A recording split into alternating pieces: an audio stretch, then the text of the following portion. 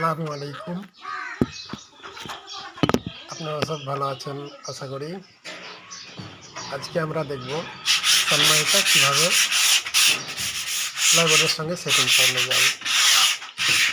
আমরা প্রথমে সানমাইকার উল্টো দিকটা মেজে নিব, তারপরে প্লাইবোর্ডটাকেও হালকা মেজে নেব। হয়ে গেল মোটা 80 নম্বর শেষ এটা আমরা কাজ করছি বন টাইট আঠা দিয়ে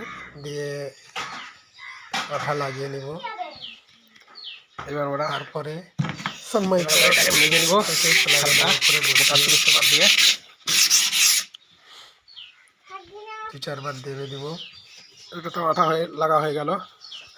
এবারে দোস্ত ফিটিং করে মাস্কিং টেপ সাইডে সাইডে লাগিয়ে নেবেন চারিপাশে। 4 ঘন্টা 5 ঘন্টা মতন রেখে দিতে হবে। 4-5 ঘন্টার মধ্যেই মাস্কিং টেপ মারা হয়ে গেল, শুকিয়ে যাবে। এবারে কমপ্লিট।